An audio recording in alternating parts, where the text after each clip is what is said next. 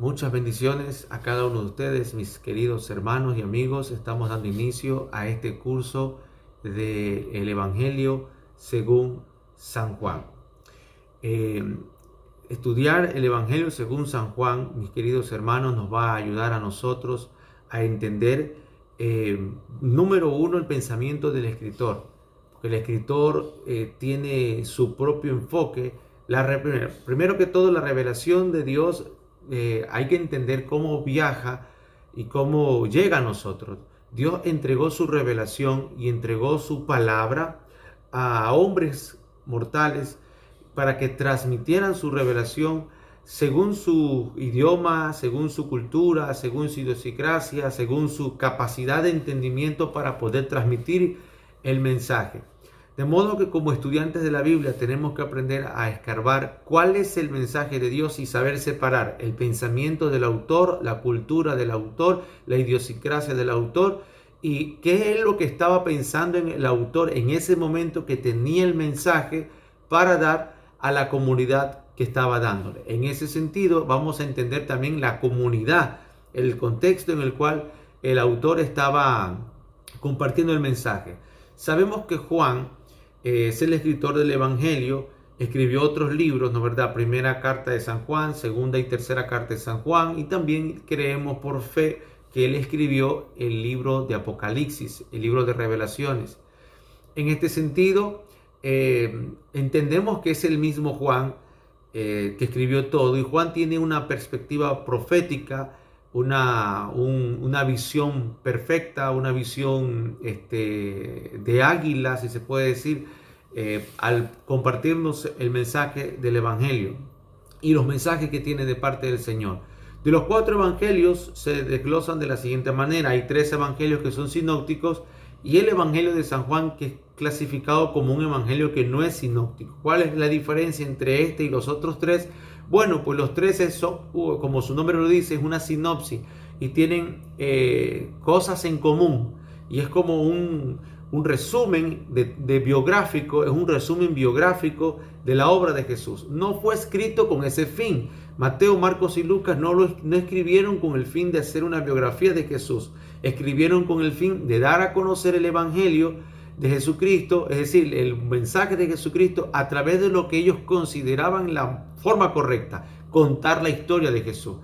En ese punto, amado hermano, cada uno tiene un enfoque diferente. Por ejemplo, Mateo tiene su deseo o su enfoque es hacia el pueblo judío. Para Mateo, su evangelio tiene que demostrar que Jesús, como judío, viene de la línea de David en adelante. Tiene que demostrar que él es el rey prometido el hijo de David. Y por eso usted va a ver en la genealogía una secuencia de 14 generaciones hasta David. Va a ver usted, amado hermano, el Evangelio de Marcos, que ese fue el primero que se escribió.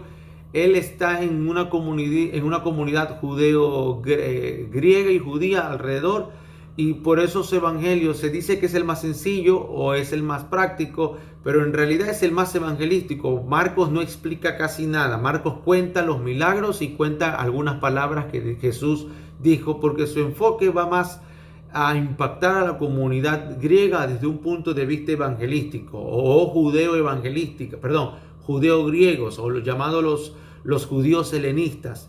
Por otro lado, Lucas no era ni apóstol, no era ni ningún ministro todavía cuando él escribe el Santo Evangelio. Él es un médico y como médico él tiene un talento de diagnóstico y de hacer análisis. Y entonces decide escribir una biografía a uno de sus discípulos llamado Onésimo. Cuando el propósito del Evangelio según San Lucas es darle a conocer a Onésimo quién es Jesucristo. Y por eso en ese Evangelio usted va viendo un corazón un poco más pastoral, porque ese es el único Evangelio que resalta la oración, que resalta el ayuno, que resalta la adoración, resalta la oración en María. María ora y canta cuando recibe al ángel, la visitación angelical. Resalta la oración sacerdotal de Zacarías, resalta la oración de Elizabeth: oh, Dios te salve María, bendita eres entre todas las mujeres y bendito el fruto de tu vientre. Resalta la oración de Elizabeth, resalta la oración de Ana, la oración de Simeón cuando reciben a Jesús 8 días después de nacido, resalta la adoración cuando los ángeles cantan, gloria a Dios en las alturas. Es Lucas el que escribe eso. Lucas escribe cuando Zacarías profetiza el nacimiento de Juan, cuando Simeón también profetiza, cuando Ana profetiza, en fin. El tema de Juan es más pastoral y hay un enfoque muy sistemático a la consolidación y se parece mucho a lo que Marcos escribe y a lo que a lo que Mateo escribe. Pero ¿qué pasa con Juan? Juan es diferente. Primero que todo, Juan es diferente porque la comunidad a la que Juan quiere impactar no es una comunidad judía, sino que es una comunidad 100% gentil y de la línea de los griegos, greco-romanos. De la línea de los griegos. Cuando usted estudie el pensamiento griego, usted va a darse cuenta, amado hermano, que como dijo el apóstol Pablo, los griegos buscan la sabiduría. Ellos tienen un porqué y un para qué. Y eso comenzó 500 años antes de Cristo, cuando Sócrates, llamado uno de los padres de la sabiduría griega o sabiduría moderna, Sócrates se detiene un momento en la historia y empieza a cuestionar por qué hacen la gente las cosas que hacen y para qué lo hacen. En la antigua Grecia se decía que para llegar a alcanzar la sublimidad, lo eterno, la gloria, le llamaban ellos, tenían que morir como titanes. Y por eso el deseo de todo hombre era pelear con titanes, porque quería alcanzar la gloria. Y morir como un titán o morir como un guerrero, un gladiador, era algo sublime, era alcanzar la gloria. Los hombres que no tenían ¿cómo se llama? Este deseo, simplemente eran considerados como niños o considerados como parte de la línea femenina, como alguien que no tiene valor y después de su muerte no alcanzarán ninguna gloria. Ese era un pensamiento. Sócrates, cuando empieza a cuestionar esto, Sócrates dice, ¿por qué? ¿Para qué? Y empezó todo este movimiento llamado el movimiento del renacimiento clásico de los griegos. Cuando a Juan le toca predicar, a Juan le toca demostrar por qué el evangelio es la salvación y por qué Cristo debe de ser creído, recibido y adorado. Juan no está predicando como nosotros a veces nos acostumbramos a predicar.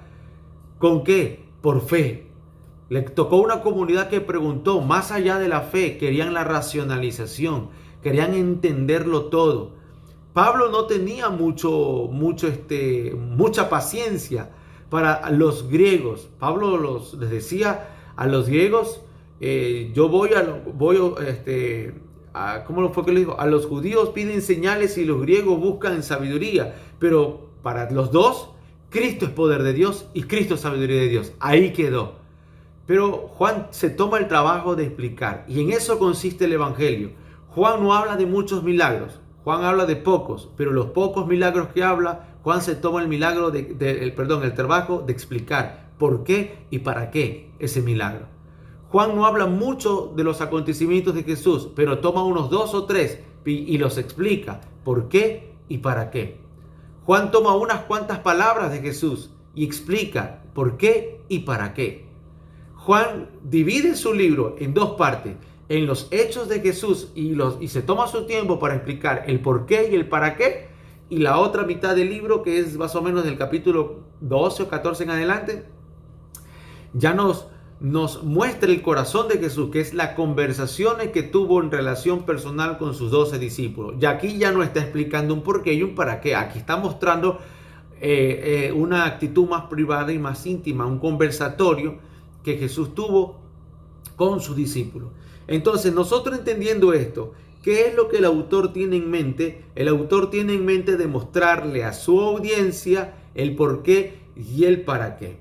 Para decirle un ejemplo, en los 3 evangelios usted no va a encontrar absolutamente nada positivo y bueno que los otros 3 hablan de Juan. Ninguno. De hecho, creo que Lucas o Marcos, no me recuerdo bien, uno de los dos, la única mención que hace de Juan es cuando lo relaciona con un espíritu, los hijos del trueno, le dice. No sé si se acuerda, cuando dice que querían entrar a predicar donde los samaritanos y los samaritanos no quieren recibirlo, a Jesús.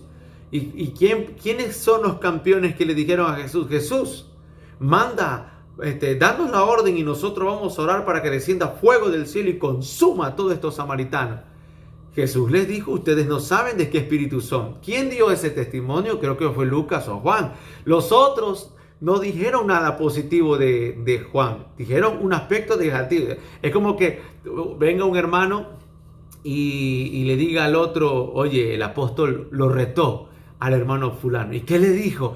Y le dijo, no sabe de qué espíritu soy. Así, es un testimonio negativo, más o menos así. Entonces, Juan lee los otros relatos, porque el primer evangelio escrito fue el de Marcos, el segundo evangelio escrito fue el de Mateo y el tercer evangelio escrito fue el de Lucas.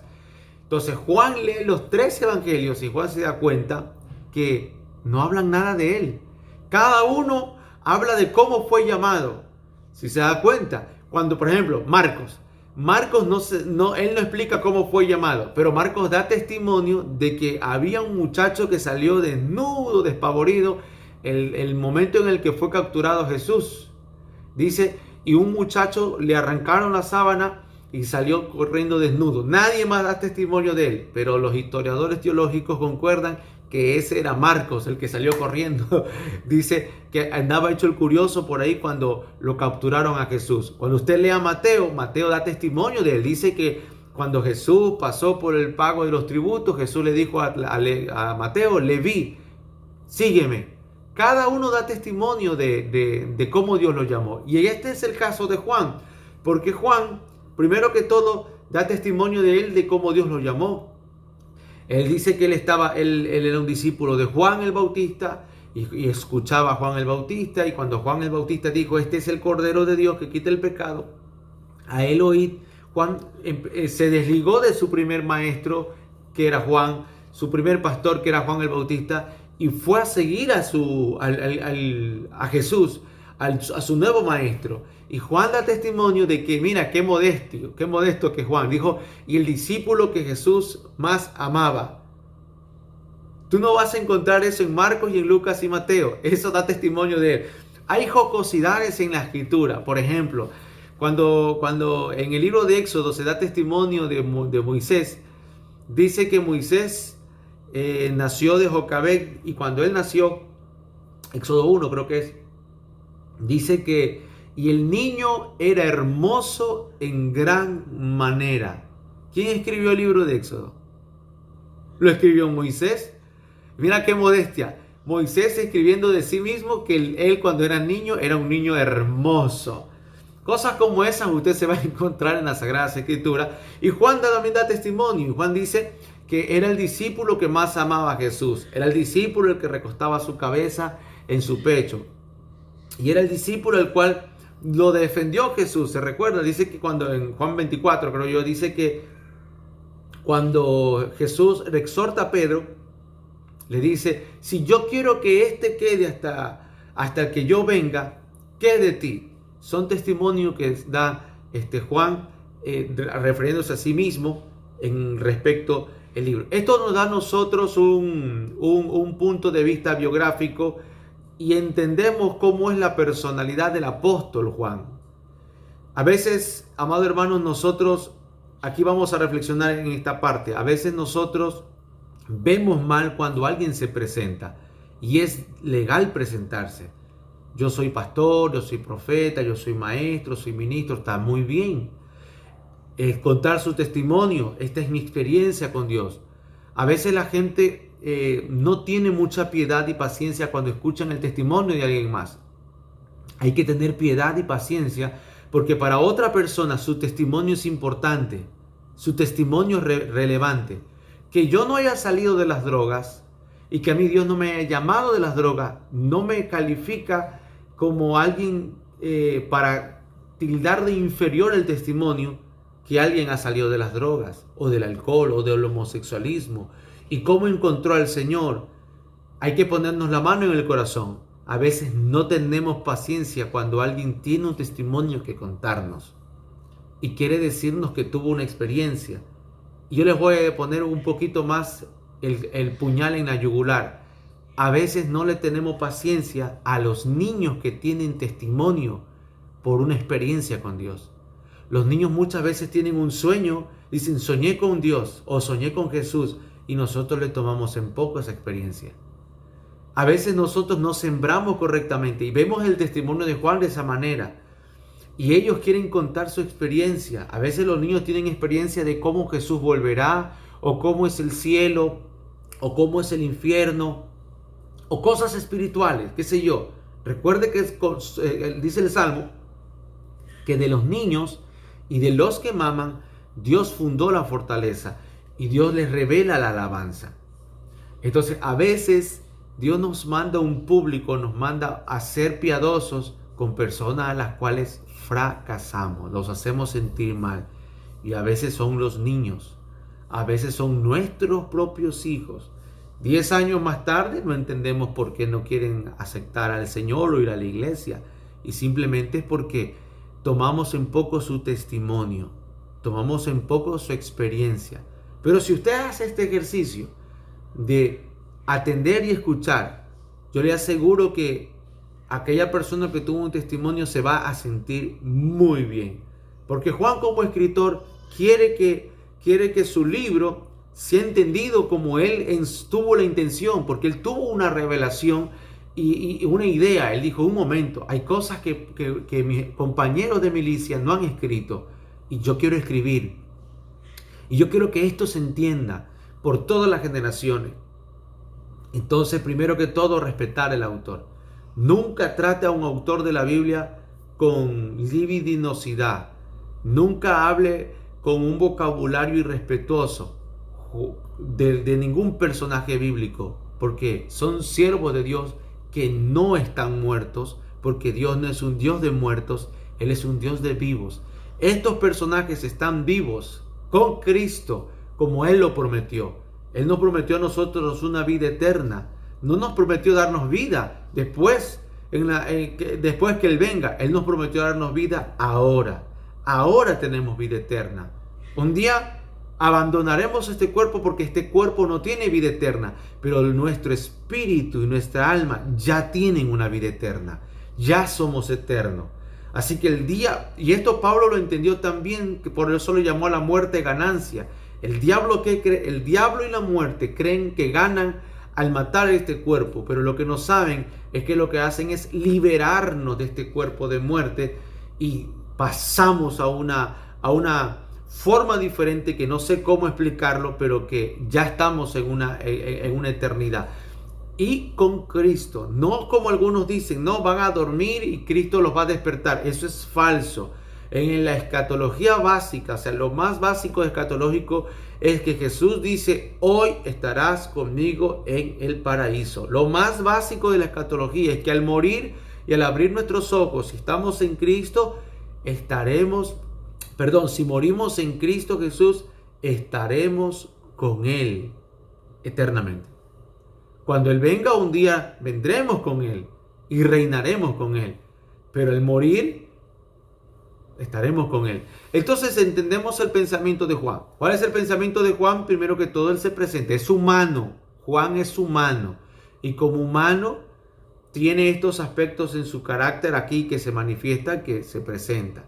¿Verdad? Y nosotros tenemos que tener esta perspectiva o esta suspicacia de saber escuchar a los testimonios con amor, con piedad, con paciencia a las personas que nos cuentan una experiencia. No importa, te van a probar, así que tiene que aplicarlo. Entonces, el contenido del libro, Juan, ¿qué es lo que quiere explicar? ¿Quién es Jesús? Para los griegos, Dios, el Dios supremo, era el Dios Zeus. Era un Dios, según su mitología, que estaba allá arriba, ¿verdad? Que de tiempo en tiempo venía a la tierra y poseía a las mortales, las embarazaba y tenía semidioses. Eso era la mitología. Pero eso viene a quebrajarse cuando, como les contaba, Sócrates y una era de pensadores Sócrates, su discípulo llamado Platón, el discípulo de Platón llamado Aristóteles, y ahí comienza el llamado movimiento científico, desde donde surge la llamada causa y efecto, donde todo se encuentra en un porqué y un para qué, el propósito a todas las cosas. Se empezó a preguntar y a decir que no todo era mitológico y que realmente con todo este desarrollo del pensamiento de verdad existe en nuestro interior, en nuestro cuerpo, hay algo más inmanente. Debe de haber algo más que la materia. Y a eso se le llamó alma. Desde esa época se entendía que teníamos alma y que el alma era una conciencia, era la mente y eran los sentimientos del ser humano. Pero siempre surgió la pregunta, ¿de dónde venimos y a dónde vamos? ¿Qué pasa cuando el cuerpo se desintegra? Entonces se creyó que se iba al mundo de las ideas y que nosotros venimos a este mundo porque fuimos concebidos en el mundo de las ideas, o conocido como el mundo del verbo o el mundo de la palabra. Y el mundo de las ideas, del mundo de las ideas venimos y del mundo de las ideas nos regresamos. Eso si es que hemos cumplido con un factor piadoso para vivir. Eso se pensaba los griegos. Bajo esa forma de pensar es que Juan comienza. Yo les quiero hablar de Dios. Les quiero hablar de Jesucristo. Jesucristo no es como Zeus, no es como nadie de lo que ustedes se puedan imaginar en la mitología. Jesús. ¿Y quién es Jesús? Y empieza el relato. En el principio era el verbo. El verbo significa en el principio era la palabra o en el principio era la idea. Es decir, le está diciendo a los griegos, partiendo desde lo que ellos creían. Luego le dice, y el verbo era con Dios. Y el verbo era Dios. ¿Cuántos dicen amén? Juan pregunta. Y todo el mundo decía amén. Hasta ahí te entendemos. Este era en el principio con Dios. Cuando habla de habla de Jesús. Ya la gente se ponía a pensar. Era en el principio con Dios.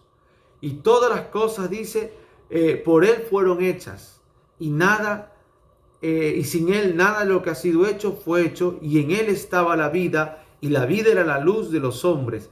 Aquí le está poniendo Juan cara a lo que ellos les creían. A lo que ellos ya creían como el mundo de las ideas. Y que todo viene de ahí, la iluminación, el pensamiento y la sabiduría. Aquí le está poniendo cara. De ahí viene Jesús, le dice. De ahí. Antes de que todo eso existiera, Jesús estaba ahí. Él era eso. Entonces dice, por Él fue creado todo el mundo de las ideas y sin Él nada de lo que usted se imagina pensar fue hecho. Le da cara y le da forma a su sermón.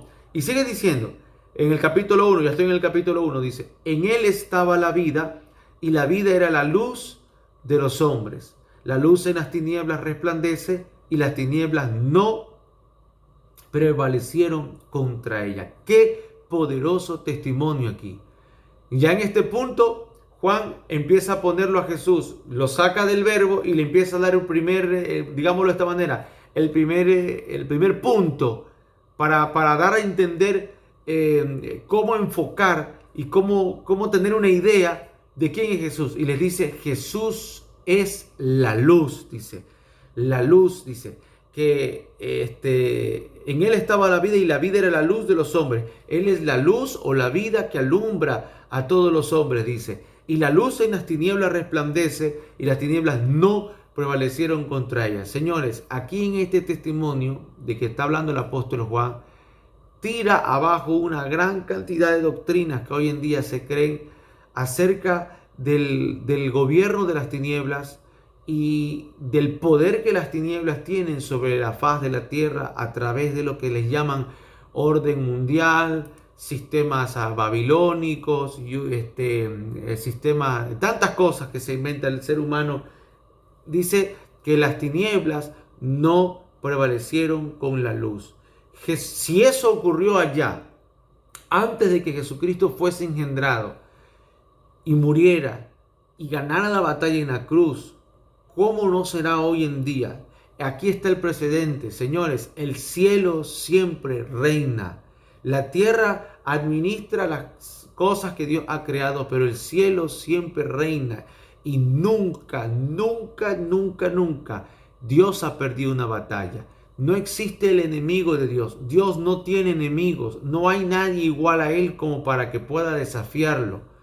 El diablo no es su enemigo. El diablo es simplemente su siervo. Un mal siervo, pero siervo. Es una criatura que Dios creó y que está en un estado de rebelión, pero no es enemigo de Dios, porque no hay nadie que pueda hacerle frente a Dios y se compare para ser enemigo. Ni siquiera las tinieblas. Dice que las tinieblas no prevalecieron contra la luz. Dice que Jesús, siendo la vida de los hombres, es el que está por encima de todo lo que la influencia que pueda tener las tinieblas. Este es un primer mensaje de esperanza. Tenga fe y tenga esperanza, amado hermano. Y démosle esta esperanza a la gente. La gente con el COVID, por ejemplo, se asustó tanto con las vacunas, se asustó tanto con la pandemia y hoy están muy preocupados con la ola de violencia a nivel mundial. Calma, calma. Las tinieblas no van a prevalecer contra la luz. No van a prevalecer. No, hermano Iván, estos son, ahora sí se acabó todo porque está el narcotráfico, están los homicidios, están robando demasiado, otra pandemia, el mundo va de mal en peor, Cristo está a la puerta. Sí, Cristo está a la puerta, pero no sabemos si realmente está a la puerta para vencer a las tinieblas y que continúe el ciclo de la tierra o para llevarnos con Él. Eso no lo sabemos, es un misterio. Pero lo que yo sí sé, que es lo que dice la Biblia, amado hermano, es que nunca las tinieblas le van a ganar a la luz, jamás. Esto también puede ejemplificarse en que si Jesús está en su vida y ha crecido y ha madurado Jesús en usted, ya no es un Jesús sin... no nos quedamos inmaduros en el crecimiento de Jesús, difícilmente las tinieblas nos van a ganar. Juan anciano escribe: les escribo a ustedes, padres, porque conocen al que es desde el principio. Les escribo a ustedes, jóvenes, porque han vencido al maligno. Les escribo a ustedes, niños o hijitos, dice, porque el amor del Padre está en vosotros. Mira la clasificación que hace Juan para darnos a entender acerca de la madurez. Porque la vida de Jesús está en nosotros, sí, pero hay que hacerla crecer como el alba. Hay que hacerla madurar, hay que hacerla desarrollar. ¿Y eso cómo se consigue? Mientras más lo conozco al Señor. No es el mismo grado de madurez de alguien que recién va conociendo o nunca quiso conocer al Señor, porque uno depositó su confianza en Dios. Y uno sabe que aunque está en prueba, el Señor está en control. Hay una canción muy bonita que dice: si mantengo mi paz, Él pelea mi batalla. La victoria mía es. La paz que Dios te da tienes que mantenerla, tienes que cuidarla, tienes que desarrollarla y tiene que acrecentarse. Y viene la gran diferencia, mi amado hermano, entre una persona que tiene paz y supo desarrollar la paz, que la paz que tiene se transmite aún cuando uno observa, cuando uno mira, aún cuando uno habla y luego aún en el hogar de donde uno vive. La gente te visita y te dice: wow, este lugar es como que si estuviéramos en el cielo, qué paz. Llama al hermano tal, porque las palabras que el hermano tal da nos llenan de paz a nosotros. Algunos dicen: es un don. No, no es un don, es que supo desarrollar y madurar una relación con Dios. Las tinieblas no van a prevalecer. Si usted tiene años en el Evangelio y está batallando con un tema de las tinieblas, tengo que decirle esto, hermano. Usted está batallando porque usted no ha rendido sus áreas al Señor. No ha rendido. Porque la Biblia dice que hay que resistir al diablo, pero el poder de Dios se perfecciona en nuestra debilidad. En lo que reconocemos que somos débiles y decimos: Señor, ayúdame, aquí estoy para enfrentarlo. Ayúdame que no puedo, pero yo voy a resistir al diablo. El poder de Dios se empieza a perfeccionar.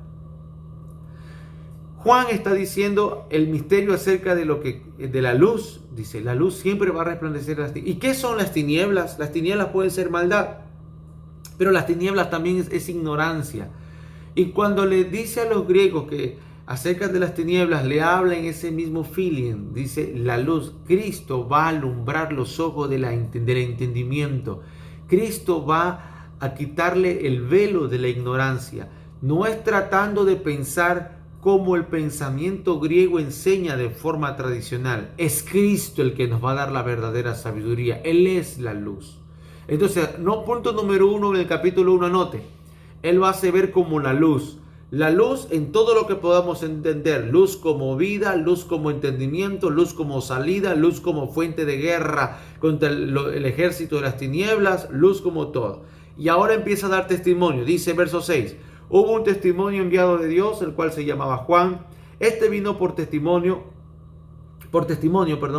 para que diese testimonio de la luz. Mire qué testimonio da, dice, a fin de que todos creyesen en él. No era él la luz, él no era la luz, sino para que diese testimonio de la luz. ¿Y qué testimonio dio? Dice, aquella luz verdadera que alumbra a todo hombre, venía a este mundo. En el mundo estaba, y el mundo por él fue hecho, pero el mundo no le conoció. Sigue en el mismo ítem de la luz, dándole a entender a ellos que la luz que Dios se dio a conocer por medio de la luz, pero el mundo no le entendió. Y en la luz también podríamos decir destellos de sabiduría, amado hermano, porque la Biblia dice que el necio dice en su corazón no hay Dios, pero, amado hermano, hay que ser ciego para negar la existencia de Dios solo con mirar la naturaleza, mirar la creación, mirar al ser humano, mirar que cada uno de nosotros no nos parecemos. Somos tan diferentes. Aún los gemelos, genéticamente hablando, los gemelos son diferentes. Son diferentes en psicología, son diferentes. Físicamente pueden ser, pero en conducta son diferentes. Mi amado hermano, Dios se revela al hombre a través de su palabra y a través de la obra que le ha hecho. Dice que los cielos cuentan su gloria y la tierra las maravillas de sus obras. No hay nadie que tenga excusa para decir que no conoce a Dios. Hay formas de conocer a Dios, pero dice, ellos no le conocieron. Aquí Juan está entrando en un dialéctico, en una homilética persuasiva, y está diciéndole a ellos, ¿verdad? Su generación no le conoció a Dios, pero esta es la opción, verlo a Dios desde este punto de vista. Le habla en sus líneas. Sigue diciendo, a los suyos vino y los suyos no le recibieron, mas a los que le recibieron, a todos, a los que creen en su nombre, les dio el poder o la potestad de ser hechos hijos de Dios, los cuales no son engendrados de sangre, ni de voluntad de carne, ni de voluntad de varón, sino de Dios. Aquí ya termina el ítem de la luz, diciendo que para acceder al Señor, pues hay que creer en su nombre. Creer en su nombre es el inicio, no es el todo, es el inicio. Él es el inicio de una gran vida, creer en el Señor. Ahora aquí viene el segundo punto, dice, y aquel verbo fue hecho carne y habitó entre nosotros y vimos su gloria como del unigénito del Padre, lleno de gracia y de verdad. Juan dio testimonio de él y clamó diciendo, este es el quien yo decía, el que viene después de mí, después de mí es antes de mí, porque era primero que yo, porque de su plenitud tomamos todo, y gracia sobre gracia. Pues la ley por medio de Moisés fue dada, pero la gracia y la verdad vinieron por medio de Jesucristo. A nadie le vio jamás el unigénito de Dios que está en el seno del Padre. Él le ha dado a conocer.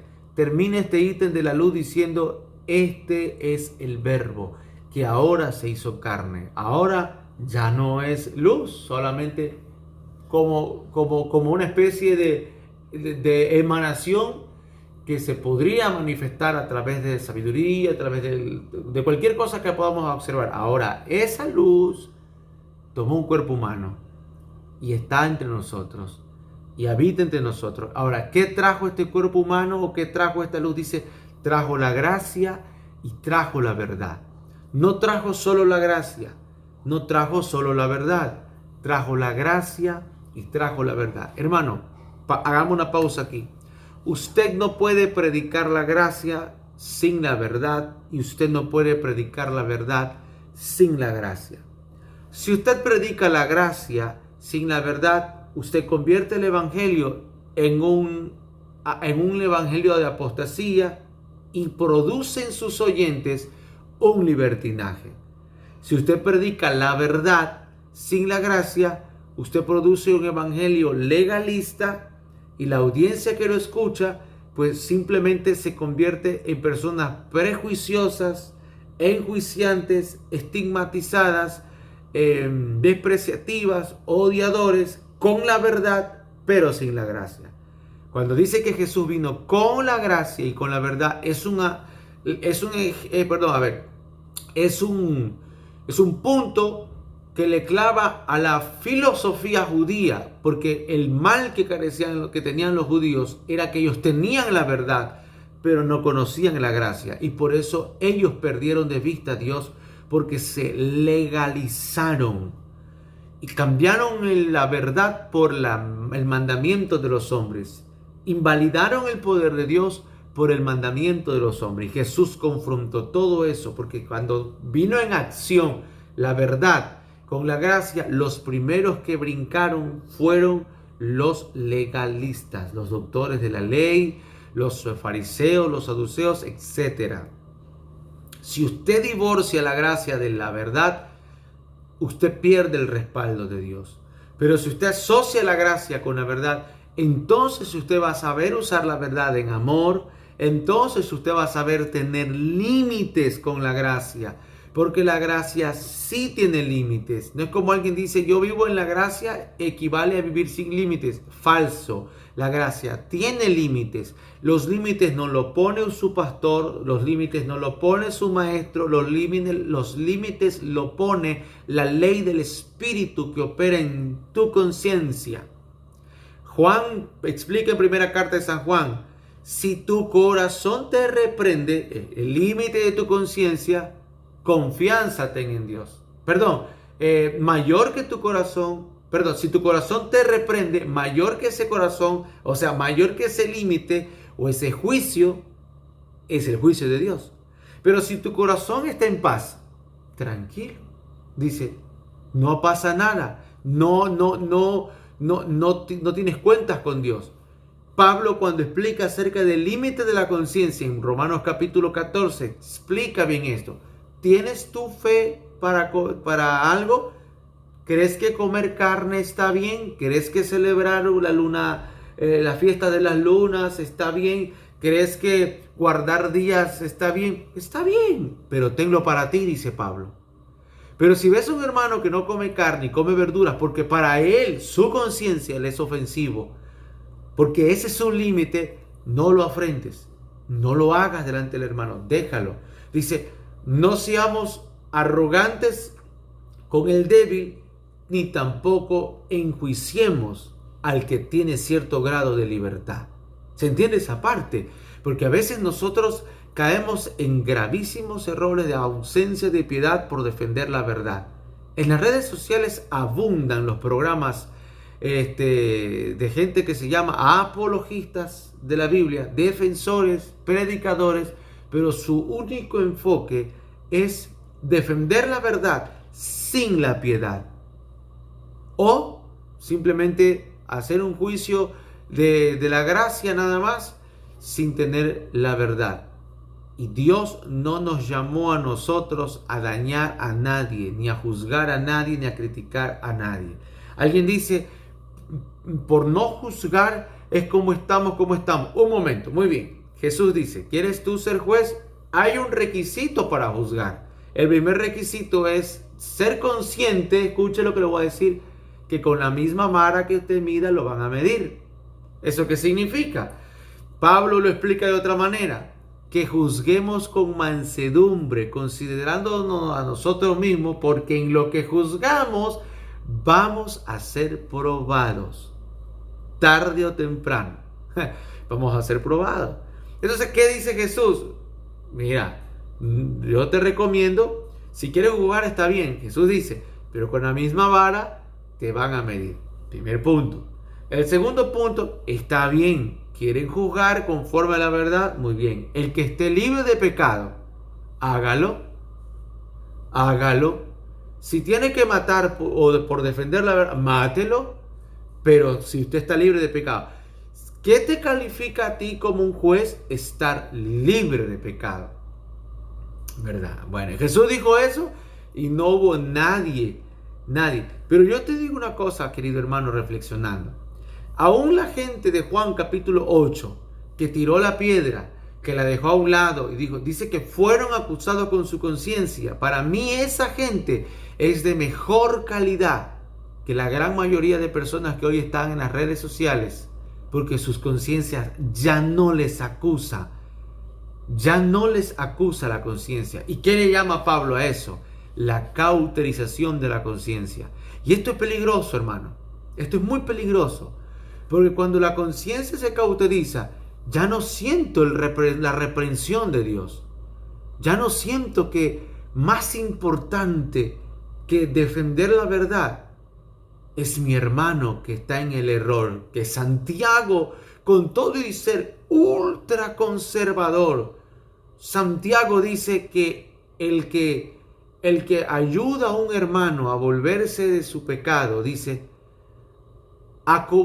es una gran señal de amor porque ha cubrido una multitud de pecados. No hay trabajo o piedad más grande que hacer volver a un hermano de su error, pero con amor, llorando por el hermano, porque poniéndose en el lugar del hermano, en la persona que está en el error, con amor, no señalándolo despreciativamente, no. Ahora bien, ¿a quién sí deberíamos de ignorar y de señalar o tenerlo como impío? Evidencia bíblica hay. Dice, los que no tienen Judas, dice, los que no tienen al Espíritu y se andan comportando como personas movidas por sus emociones sensuales, sus apetitos sensuales. Segundo de Timoteo lo dice, los que se meten en las casas y seducen a las mujeres inconstantes y están enrolados siempre en inmoralidad sexual, los que llamándose hermanos siguen practicando la inmoralidad sexual, con eso ni hay que comer, dice el apóstol Juan. Claro, hay un precedente. Entonces, amado hermano, mire, la gracia y la verdad tienen que ir de la mano, vienen de Jesucristo. Por lo tanto, la gracia y la verdad usted no la va a conseguir solamente estudiando, metiéndose cuantos libros se encuentre, comprando los últimos sermones de los predicadores favoritos que usted tenga, poniéndose a ver los podcasts de todos los predicadores que a usted más le gustan, según la nacionalidad que a usted le apetezca. La gracia y la verdad solo vienen como fruto de una relación sana con Jesucristo. Solo Jesús te da gracia. Y solo Jesús te revela la verdad, porque no es mi verdad, no es tu verdad, es la verdad de Jesucristo. Es la verdad de Él. Entonces, cuando Él dice que Él da gracia a los humildes, significa, mis queridos, que mientras mayor gracia uno tenga, mientras mayor humildad. ¿Qué es la humildad? Reconozco que Él es el único que me puede ayudar. Y reconozco que yo no tengo conocimiento. Jesús, ayúdame. Jesús, dame. Pero no me des solo la verdad. Dame la gracia. ¿Cómo lo dijo el apóstol Pedro? Mis amados, ¿saben cómo lo dijo el apóstol Pedro? Dice que demos la palabra sazonada con gracia. Y estemos enteramente preparados. ¿Para qué? Para saber presentar defensa a quien nos pida o nos demande razón de la vida que tenemos. Y qué feo es escuchar una predicación, un sermón o una defensa del evangelio con un tono de arrogancia, con un tono de yo me la sé toda, con un tono de mira todo lo que yo sé. Qué feo es eso. Qué feo, hermano amado. Dice que hay que presentar la palabra, el apóstol Pedro lo dice, con temor y reverencia. porque no es lo que yo estudié en psicología, no es lo que yo estudié en una ingeniería, no, es la verdad de Jesucristo. Y uno la presenta. Cuando uno tiene esa actitud de presentarla con temor y reverencia, el Espíritu de Dios se mueve, aún el hombre más violento, hermano amado, al escucharte hablar con ese temor y reverencia, es cautivado por el Espíritu. Le voy a contar un testimonio. Me robaron hace unos años atrás. Me quisieron robar, es decir. Estaba sacando dinero del cajero de banco, mi quincena de trabajo. Y vino un tipo y me apunta con un arma en la cabeza y me dice, dame todo lo que tienes. Yo me calmé y le dije, llévese todo, varón. Le dije, llévese todo, varón, que sea provecho para ti. Le dije yo, que Dios te bendiga y Dios te guarde, llévalo. Pero fue así, tranquilo, llévalo todo, tranquilo, varón. No tienes que usar la violencia conmigo, yo soy un hombre pacífico. Llévalo, tranquilo, que Dios te bendiga y Dios te guarde. Algo pasó con el hombre que tenía el arma.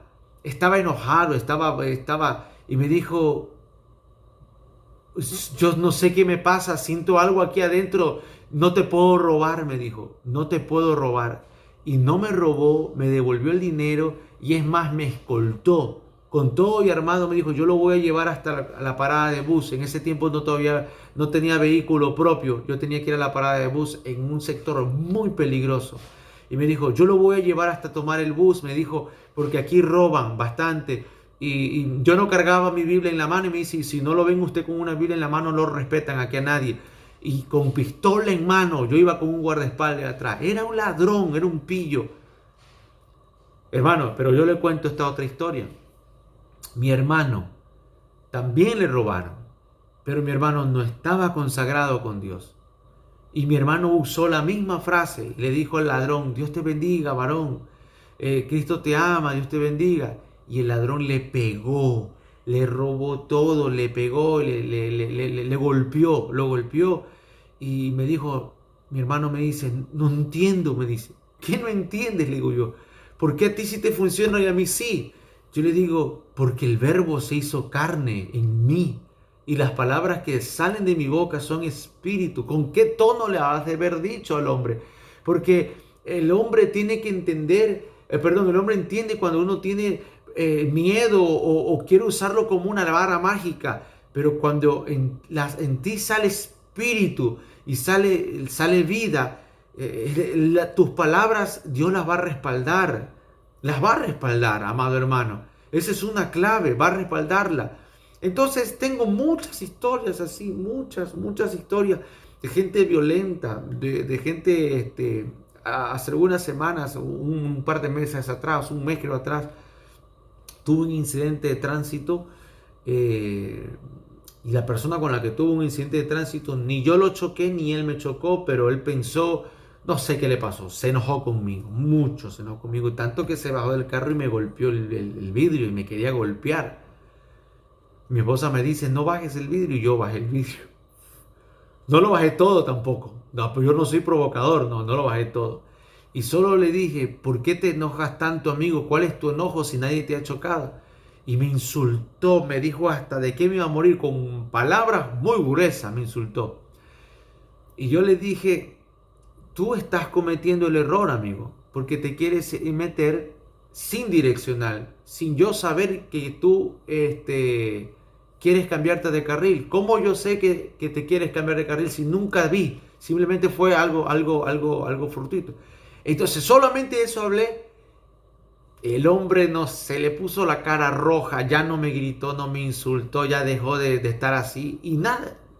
La gente se paró a grabar porque estaban esperando. Ya sabes que hoy graban todo, ¿no? ¿Verdad? Hoy te graban todo. Y yo vi que estaban grabando en qué momento me rompían el vidrio o me golpeaban en la cara. Pero lo cierto es que no sucedió.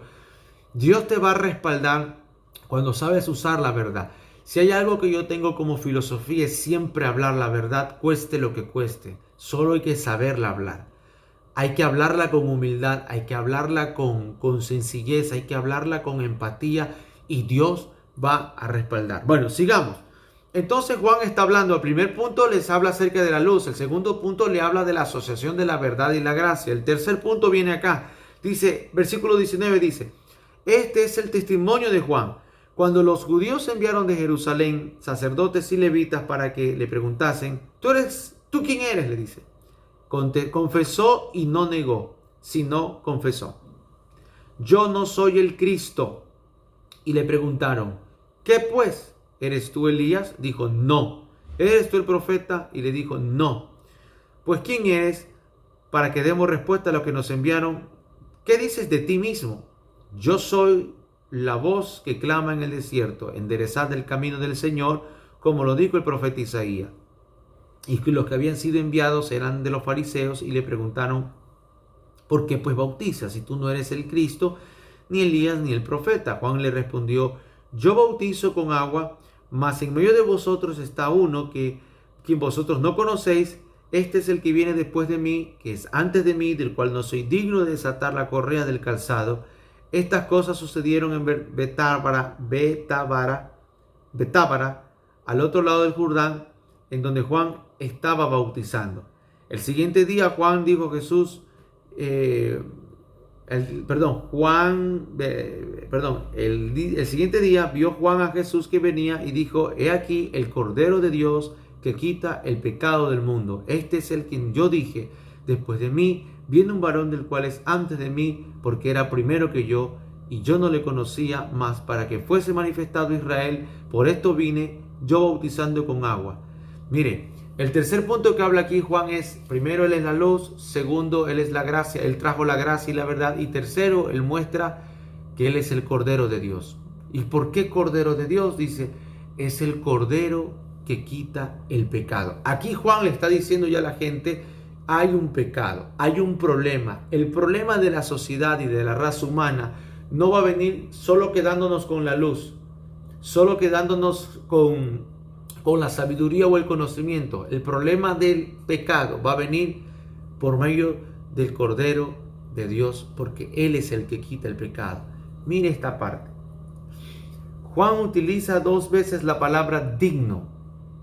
No soy digno. La primera es en el Evangelio.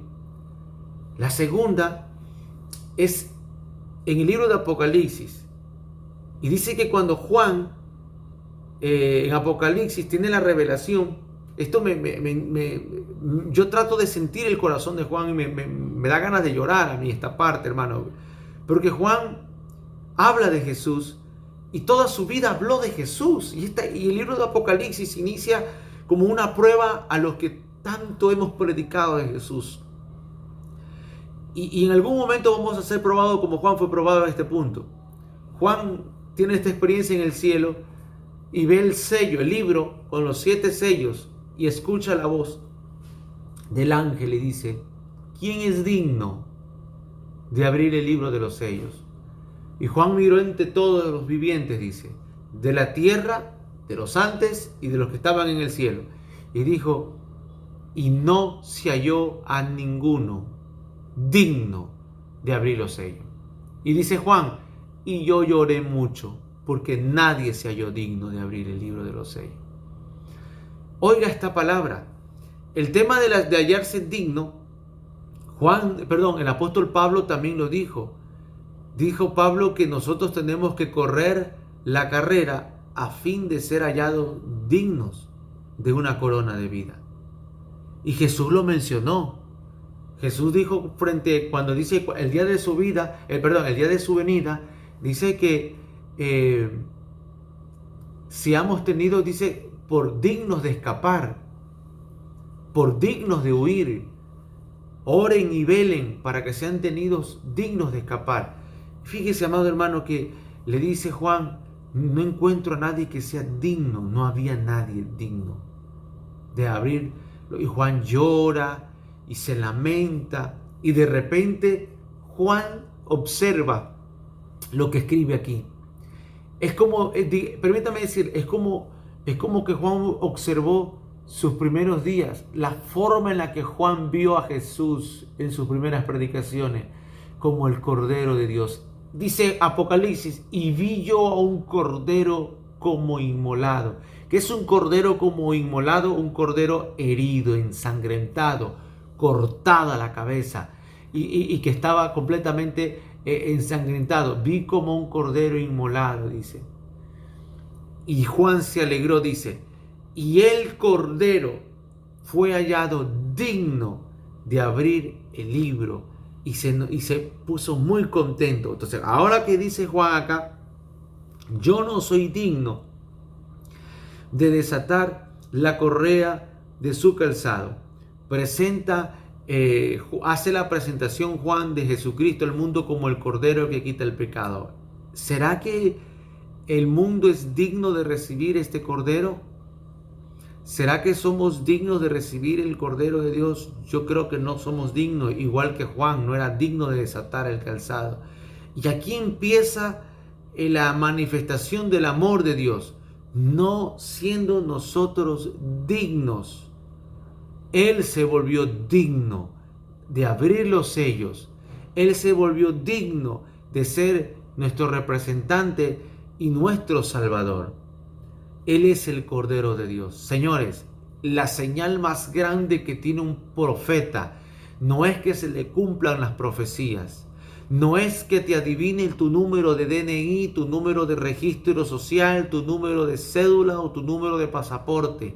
La gloria más grande de un profeta es tener la capacidad y la habilidad de decir, este es el Cordero de Dios que quita el pecado. Juan era el profeta más grande de los que tuvo la tierra y supo guiar a toda la gente al Cordero de Dios que quita el pecado.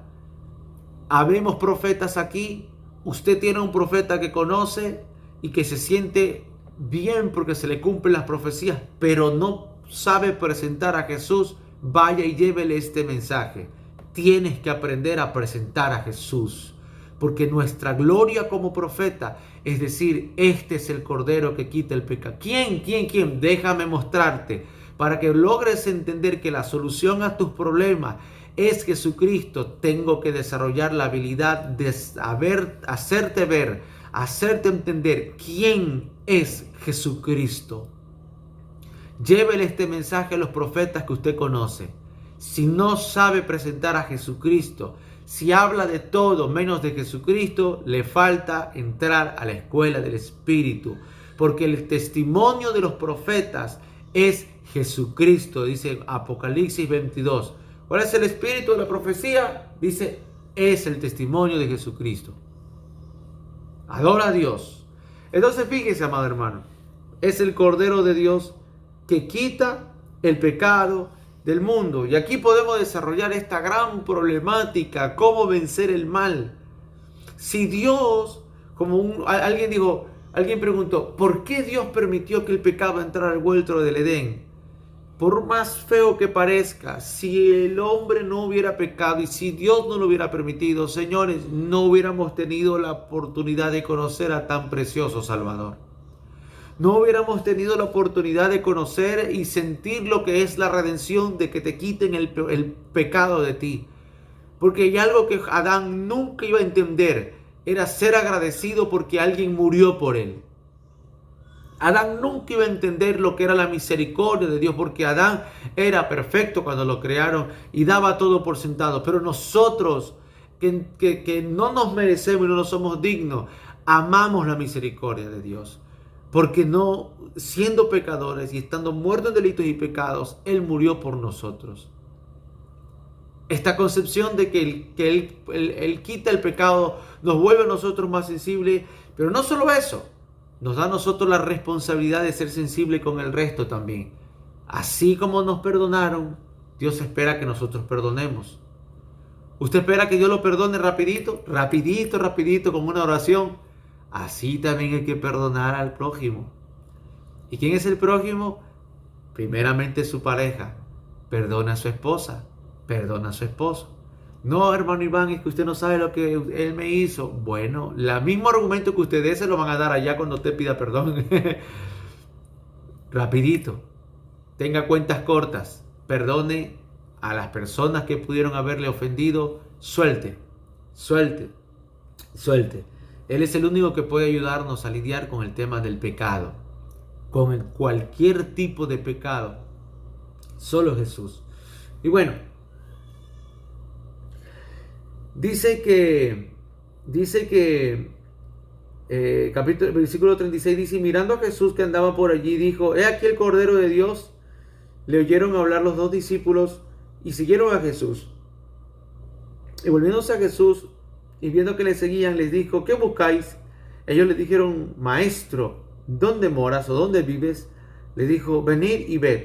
Fueron y vieron dónde moraba. Bueno, a partir de ahí, después del sermón Mire, hermano, es que el sermón de presentar a Cristo tiene que ser tan práctico que la gente deje de vernos a nosotros los hombres y miren a Jesús.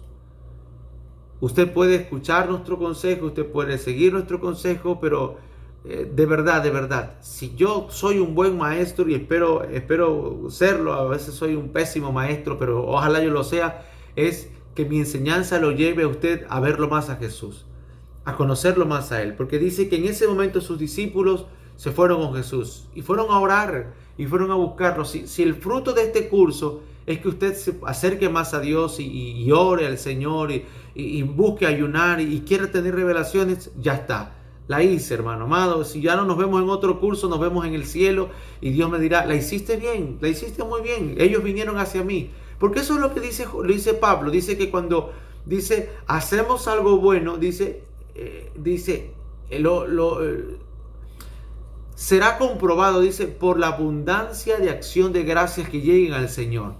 Por eso cuando alguien me dice a mí, hermano, ¿en cómo puedo devolverte el favor? Yo te digo, ora por mí y dale gracias a Dios. Dale gracias a Dios porque te encontraste conmigo, porque fue una vida, fue un consejo que te bendijo o algo. Pero dile a Dios gracias. Gracias por tu siervo, gracias por el hermano Iván, Señor. Manténlo con vida muchos más años para que siga siendo un instrumento en tus manos. Entonces yo no me voy a enfermar, voy a tener salud y voy a vivir mucho. Así de sencillo, porque Dios va a decir, algo bueno está haciendo este muchacho allá en Guayaquil, en Ecuador. Bueno, sigamos leyendo. Para ir terminando el capítulo 1, dice que después que aparecen estos primeros discípulos, termina Jesús diciéndole, encontrándose con Natanael, y aquí viene uno de los primeros llamados. Dice que Natanael,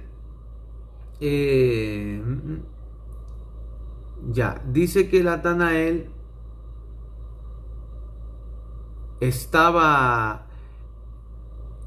Voy a leer mejor. Versículo 45 dice, Felipe halló a Natanael y le dijo, hemos hallado a aquel en quien escribió Moisés en la ley, así como los profetas, a Jesús, el hijo de José, de Nazaret. Fíjese, amado hermano, haciendo un paréntesis en este punto, le voy a dar un consejo. Usted y todos los que van a ver el video, tienen que aprender a desarrollar la habilidad de encontrar a Jesús en los escritos de Moisés, es decir, en la ley, los profetas y los salmos. El evangelista según San Lucas, dice que cuando iban con los discípulos al camino a Emaús, Jesús se encontró con ellos. Y dice que Jesús le habló a los discípulos, dice, le dijo, esto tenía que acontecer, dice, para que se cumpliese la ley, los salmos y los profetas. El Antiguo Testamento está dividido en esas tres partes, ley, salmos y los profetas. Y estos tres aspectos dan testimonio de Jesús. Como un buen discípulo de Cristo, desarrolle usted la habilidad de encontrar a Jesús en la ley, los salmos y los profetas. Y usted logra escarbar y encontrar el Espíritu del Hijo. En medio de todo eso, usted va a ser un gran comunicador de Jesucristo. Lo va a saber presentar de muchas maneras y de muchos ejemplos. Y eso es lo que dice, hemos hallado aquel a quien escribió Moisés en la ley, así como los profetas, a Jesús, el hijo de José de Nazaret. Usted sabe el diálogo que tuvo Natanael más adelante, pero lo que me impacta es lo que Jesús le dice, que ya lo conocía, que lo había visto en la higuera, y al final le dice, cosas mayores que esta vas a ver. Amado hermano, nosotros tenemos una gran y preciosa promesa, que al entrar en Jesucristo, y ya con esto voy cerrando, amado hermano, somos participantes de la naturaleza divina según 2 de Pedro capítulo 1. Esa naturaleza divina a nosotros nos hace tener es heredar las preciosísimas promesas que Él tiene para con nosotros. Y una de esas promesas, amado hermano, es que nacimos para ver la gloria de Dios en nuestra vida. ¿Podremos pasar aflicciones en el tiempo presente? Sí, es verdad. Romanos capítulo 8 menciona a 7 enemigos que tiene el cristiano: la carne, la muerte, el pecado, el espíritu de temor, la vanidad de la mente, las aflicciones del tiempo presente, y una más creo que es el temor, creo que también la esclavitud del temor. Y fíjese que a pesar de estar batallando con estas situaciones, ni lo alto, ni lo ancho, ni lo profundo, ni ninguna cosa creada, dice, nos hará separar del amor de Dios, porque somos más que vencedores. Somos más que vencedores. Entonces, nosotros nacimos para ver la gloria de Dios. La gloria de Dios en nuestra vida. Y esto se simplifica, amado hermano, en esto que le dice Jesús a Natanael. Dice, cosas mayores que esta vas a ver. No importando el trasfondo familiar que usted tenga, no importando el trasfondo psicosocial que usted tenga, no importa. Usted es un hijo de Dios, vas a ver cosas grandes. Porque hay gente que dice, bueno, las cosas grandes se ven viviendo en los Estados Unidos. No, no, no, no, no. Usted es un hijo de Dios, usted va a florecer así esté en el desierto. Usted va a florecer así esté en el desierto. Porque en Cristo Jesús somos rama fructífera. En Cristo Jesús la bendición de Rubén no está en nosotros. ¿Usted sabe cuál es la bendición de Rubén? La bendición de Rubén que Jacob le da dice, serás como el mar, dice, inestable. ¿Quién como tú, Rubén, inestable? ¿Saben que ser inestable es una maldición según el Santiago? Es tener un doble ánimo. Pero nosotros nacimos, en Cristo Jesús, nosotros ahora tenemos la virtud de heredar promesas, y esto es para ver cosas grandes, cosas maravillosas. Ahora aquí hay cuando hablo de cosas grandes, no me refiero solo a cosas bienaventuradas, bienhechoras y que nos producen placer. Escuche lo que le voy a decir, porque a veces las cosas grandes no vienen en el paquete de las cosas que nos producen placer. Confundimos las cosas grandes con las que producen placer. Una persona oraba y le decía, Señor, quiero que mi hijo, tenía un hijo, quiero que uses a mi hijo para cosas grandes. Su niño, creo que tenía 5 o 6 años o 10 años, no me recuerdo, pero era un niño menor de 10 años. Y oraba mucho esta mujer para que Dios se revele a él y lo use para cosas grandes.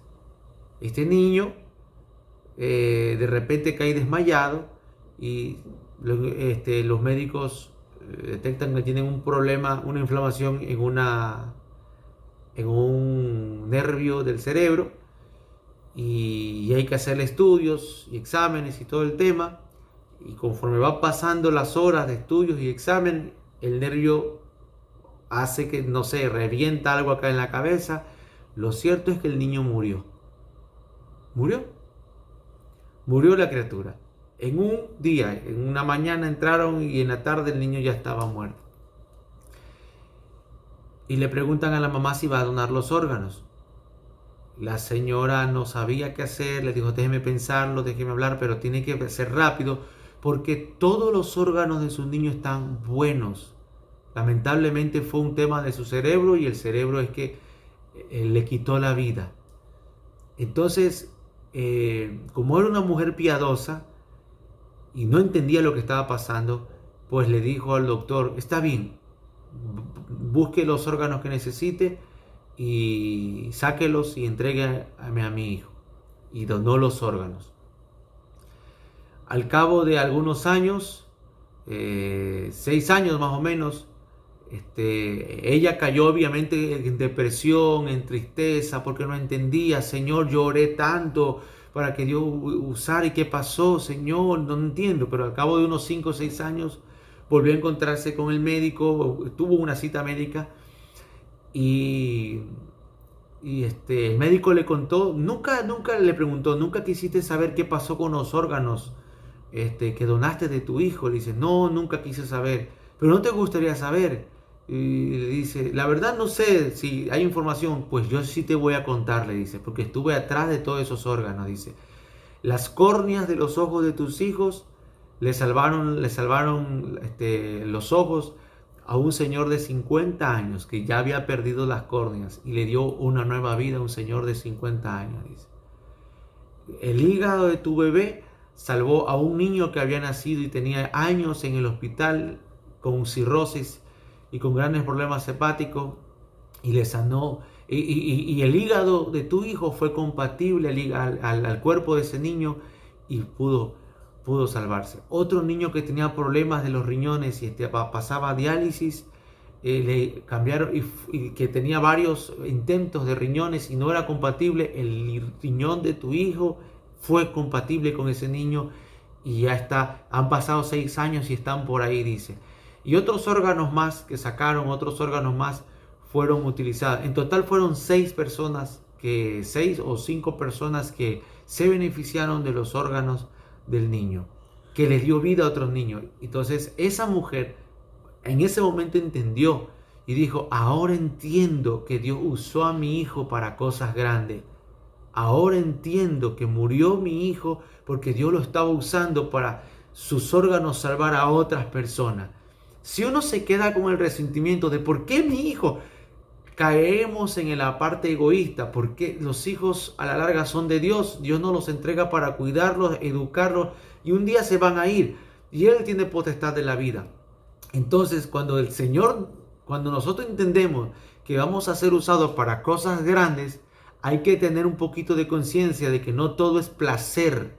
A veces esas cosas grandes vienen en el paquete del dolor, el paquete del no entiendo, y quizás no lo entenderemos hasta cuando estemos con Cristo allá en su eternidad. Pero Dios hará cosas grandes, como este milagro o esta historia, que le cuento, de que 6 partes de su cuerpo muerto del niño sirvieron para darle una oportunidad de vida a otras personas. Eso es algo grande, hermano. Eso es algo muy grande. Claro, luego Dios la bendijo a la señora y le dio gemelos, porque después de ese tiempo había visitado al doctor porque llevaba a sus niños, a sus gemelos, y ya estaba, y se fue sanada, ¿no verdad? De que en el pasado su hijo haya sido de verdad un instrumento. Nunca una oración cae por tierra. Dios siempre es fiel en responder las oraciones, aunque nosotros no entendamos cómo Él las va a responder. Su procedimiento es una cosa misteriosa y a veces dolorosa. Me gusta siempre darle el equilibrio. Yo soy muy positivo, pero también soy realista. Y sé que también Dios abarca el otro lado. A veces me corrigen a mí, me dicen, hermano, tú eres muy negativo. Y sí, soy un pesimista, perdón. Yo soy un pesimista en recuperación, eso es verdad. Sí, y quizás lo soy así porque a mí me ha pasado mucho. La rueda de Dios a mí me ha pasado muchísimo. Desde que a mí sí se me murió una hija, se me reventó un pulmón, he estado varias veces en hospitales al borde de la muerte por distintas situaciones, y me da pues para decir que Dios también obra y hace ver su gloria aun cuando uno está viendo situaciones negativas. Pero al final termina Juan capítulo 1 diciendo que vamos a ver cosas mayores. En la siguiente clase vamos a ir entrando ya algunas experiencias, porque aquí en los siguientes capítulos ya habla de acontecimientos de Jesús. Aquí ya vamos a ver las bodas de Canaán, cuando Jesús va al templo, cuando se encuentra Nicodemo, cuando habla con la mujer samaritana. Es decir, aquí vamos viendo ya el rol que Jesús tiene en el roce con las personas, en los diálogos, y qué es lo que Juan quiere explicar a cada uno. Ok, entonces eso lo dejamos para la siguiente unidad. Fin de la unidad número 1.